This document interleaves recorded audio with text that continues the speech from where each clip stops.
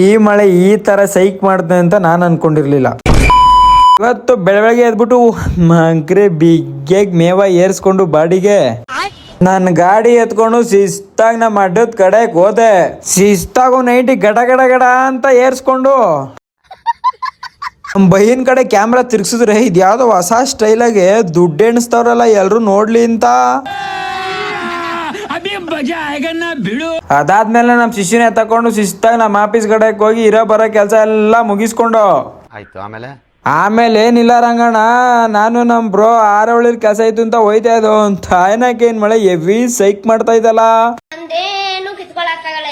ನಾನ್ ಹೇಳ್ದಂಗೆ ನಮ್ಮ ಮನೇಲಿದ್ದಾಗ ಮಳೆನೇ ಬರಲ್ಲ, ನಾವು ಆಚೆ ಹೋದಾಗೆ ಆ ಮಳೆಗೆ ಏನಾರ ಆಗೋದು. ನನಗೆ ನಂಬಕ್ಕೆ ಆಗ್ತಾ ಇಲ್ಲ.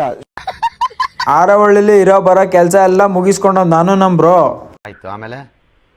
ಆಮೇಲೆ ಏನಿಲ್ಲ ರಂಗಣ್ಣ, ಶಿಸ್ತಾಗಿ ಮನೆ ಕಡೆಗೆ ಬಂದ್ಬಿಟ್ಟು ಮಸ್ತಾಗಿ ರೆಡಿ ಆಗಿ ಹೋದೆ.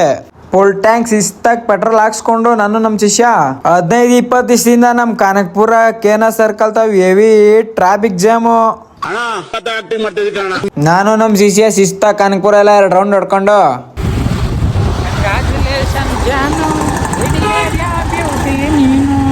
ನಮ್ಮ ಶಿಷ್ಯನ ಅವ್ರ ಮನೆ ತಾಗ ಕೊಟ್ಬಿಟ್ಟು ಶಿಸ್ತಾಗಿ ನಮ್ಮ ಮನೆ ಕಡೆಗೆ ಬಂದೆ. ಇವತ್ತೊಂದು ಮಿನಿಲಾಗ್ ಹೆಂಗಿತ್ತು ಅಂತ ಒಂದು ಲೈಕ್, ಒಂದು ಶೇರ್, ಒಂದು ಫಾಲೋ ಮಾಡ್ಕೋಗ್ರು. ಮುಂದಿನ ಲಾಗಲ್ಲಿ ಸಿಗ್ತೀನಿ.